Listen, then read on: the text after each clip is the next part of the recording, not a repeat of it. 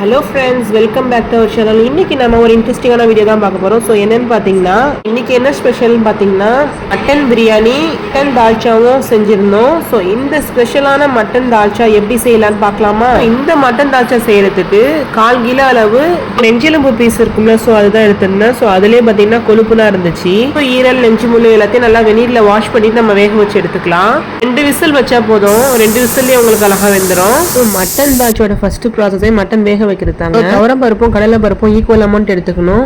அளக்குல பாதி அளக்கு துவரம் பருப்பு, பாதி அளக்கு வந்து கடலைப்பருப்பு எடுத்திருக்கேன். எல்லாம் வாஷ் பண்ணிட்டு நம்ம வேக வச்ச மட்டன் ஸ்டாக்லயே நம்ம ஆட் பண்ணிக்கலாம். இந்த மட்டன் ஸ்டாக் தான் உங்களுக்கு ஒரு நல்ல ஃபிளேவர் கொடுக்கும். நீங்க ஊற வைக்கிறதுனாலும் ஒரு 10 நிமிஷம் ஊற வைக்கலாங்க.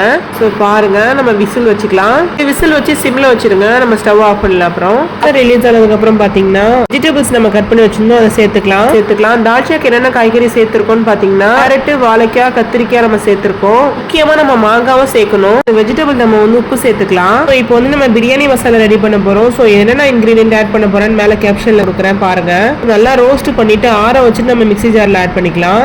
ஃபைன் பேஸ்டா பிளெண்ட் பண்ணி எடுத்து வந்துடலாம். ஸோ பாருங்க, இந்த மாதிரி எண்ணெயே அரைஞ்சிருக்கணும். ஸோ இதுலேயே நம்ம வந்து கேர்டு ஆட் பண்ணிக்கலாம். கேர்டு வந்து ஒரு 100 கிராம் நான் இங்கே ஆட் பண்ணியிருக்கேன்.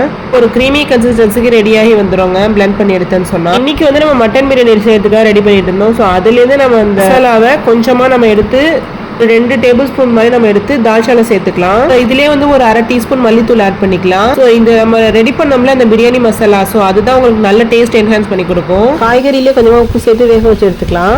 ஸோ இப்போ வந்து நம்ம தாளிச்சு விட்டுடலாம். ஸ்டவ் ஆன் பண்ணி ஒரு சட்டி வச்சுக்கலாம். அதில் 3 டேபிள் ஸ்பூன் வந்து கடலை எண்ணெய் ஊற்றிக்கிறேன். ஸ்பைசஸ் நம்ம சேர்த்துட்டு அதோட நம்ம வந்து ஆனியன் கட் பண்ணி வச்சிருக்கோம். ஸோ அதையும் சேர்த்துக்கலாம். வெங்காயம் சேர்த்துட்டு நல்லா முழுமையாக வதக்கி எடுத்துக்கலாம். ஸோ இந்த வெங்காயம் பார்த்தீங்கன்னா கண்ணாடி பதத்துக்கு நல்லா வதங்கி வரணும். நீங்கள் பிரியாணி செய்யாமல் ஒன்லி தால்ச்சா மட்டும் செய்கிறீங்கன்னா இந்த மசாலாவை ரெடி பண்ணி ஒரு ஏர்டைட் கண்ணில் ஸ்டோர் பண்ணி வச்சுக்கோங்க. ஸோ அந்த மசாலா மட்டுமே நீங்கள் சேர்த்தா போதுங்க. ஒரு டேபிள் ஸ்பூன் ஃபுல்லாக சேர்த்துக்கலாம், கரெக்டாக இருக்கும். கடலை பருப்பும் துவரம் பருப்பும் ஒரே அளவு நம்ம ஒரு சுண்டு தான் எடுத்துடணும். ஸோ அதுக்கு வந்து கரெக்டான ரேஷியோ இது. ஸோ பாருங்கள், வெங்காயம் நல்லா முழுமையாக வதங்கி வந்துருச்சு. ஸோ இப்போ தக்காளி சேர்த்துக்கலாம். தக்காளி நல்லா வதங்கட்டும். மீடியம் சைஸில் 2 தக்காளி எடுத்துருந்தோம். நல்லா பழுத்த தக்காளியாக பார்த்து எடுத்துக்கணும். ஸோ அப்போ தான் டேஸ்ட் நல்லா இருக்குங்க. ஸோ இதுலேயே நம்ம வந்து உப்பு சேர்த்துக்கலாம். தாளிச்சுடும் போது கொஞ்சம் உப்பு சேர்த்துக்கிட்டிங்கன்னா வெங்காயம் தக்காளி வந்து நல்லா வதங்கி வரும். ஈஸியாக, ரொம்ப டைம் எடுக்காது, ஈஸியாகவும் வந்து குக் பண்ணிடலாம். இப்போ நம்ம வந்து கீ சேர்த்துக்கலாம். 1 டீஸ்பூன் ஃபுல்லாக கீ சேர்த்துக்கலாம். கிருஷ்ணா கீ வந்து நான் சேர்த்துருக்கேன். சேர்த்துட்டு நல்லா வதக்கி விட்டுடலாம். இப்போ ஸோ இந்த தால்ச்சா பார்த்தீங்கன்னா மட்டன் தால்ச்சா. ஸோ இது எங்கள் அம்மா ஸ்டைல் தால்ச்சா. ஸோ எங்கள் அம்மா இந்த மாதிரி மெத்தட் தான் எப்போவுமே ரெகுலராக செய்வாங்க. டேஸ்ட் ரொம்பவே பக்காவாக இருக்குங்க. நீங்கள் மட்டும் ஒரு டைம் இந்த தால்ச்சா செஞ்சிட்டீங்கன்னு வச்சுக்கோங்களேன், அடிக்கடி செய்ய ஆரம்பிச்சிருவீங்க. ஆனால் இந்த தால்ச்சாவோட டேஸ்ட் பார்த்தீங்கன்னா தேன் மாதிரி இருக்கும், அவ்வளோ நல்லா இருக்குங்க. கீ ரைஸாக இருக்கட்டும் இல்லை பிரியாணிக்காக இருக்கட்டும், காம்பினேஷன் ரொம்பவே நல்லா இருக்குங்க. இந்த மட்டன் தால்ச்சாக்கு நீங்கள் வந்து நெஞ்சு முள்ளு தாங்க சேர்த்துக்கணும். பீஸ் அதிகமாக இல்லாமல் நெஞ்சு முள்ளு இருக்கிற மாதிரி சேர்த்துக்கோங்க. ஸோ அப்போ தான் நல்லா இருக்கும். கொஞ்சமாக மல்லிப்பொடி நான் சேர்த்துருக்கேன், வதக்கிக்கலாம். ஸோ நெக்ஸ்ட் இஞ்சி பூண்டு பேஸ்ட் ஆட் பண்ணிக்கலாம். 1 டீஸ்பூன் ஃபுல்லாக இஞ்சி பூண்டு பேஸ்ட் ஆட் பண்ணியிருக்கேன். ஸோ நார்மலாக செய்கிற சாம்பாருக்கும் தால்ச்சா இருக்கும் நமக்கு வந்து வித்தியாசம் டிஃப்ரென்ஸ் கொடுக்குறது இந்த இஞ்சி பூண்டு பேஸ்ட்டு தாங்க.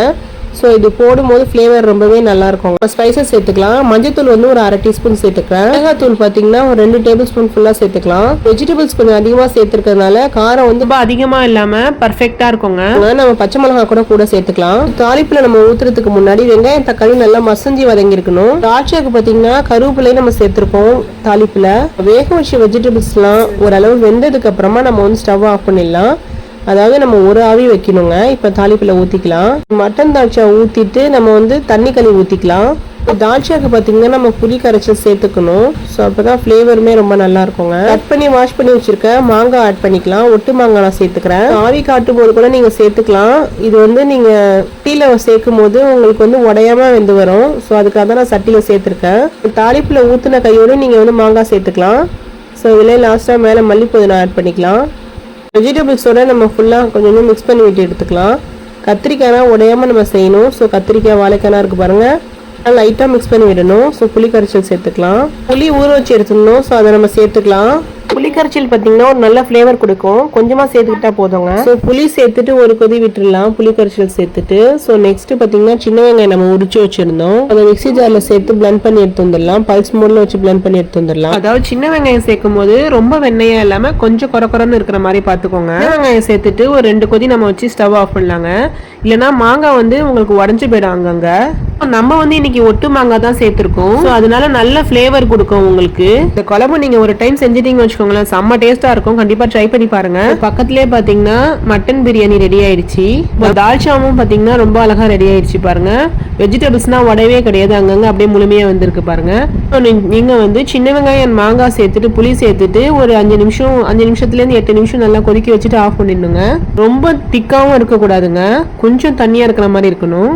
நீங்களும் இதே மெத்தட்ல கண்டிப்பா ட்ரை பண்ணி பார்த்துட்டு எப்படி இருந்துச்சுன்னு கமெண்ட் செக்ஷன்ல உங்க ஃபீட்பேக் சொல்லுங்க. சோ இந்த ஸ்பெஷலான டேல நம்ம செஞ்ச அந்த தால்ச்சா ரெசிபி வந்து சில்லோஸ் அண்ட் பிக்லோஸ் வந்து ரொம்ப ஈஸியா செய்யக்கூடிய இந்த தால்ச்சா ரெசிபியை கண்டிப்பா நீங்களும் உங்க வீட்ல ட்ரை பண்ணி பார்த்துட்டு எப்படி இருந்துச்சுன்னு கமெண்ட் செக்ஷன்ல உங்க ஃபீட்பேக் சொல்லுங்க. உங்க எல்லாருக்குமே என்னோட இனிய ஈத் பெருநாள் வாழ்த்துக்கள் தெரிவிச்சுக்கிறேன். வீடியோ பிடிச்சிருந்தா லைக், ஷேர் மற்றும் சப்ஸ்கிரைப் பண்ணி வச்சுக்கோங்க. இன்ஷால்லா இன்னொரு ஹெல்த்தியான ரெசிபில பார்க்கலாம்.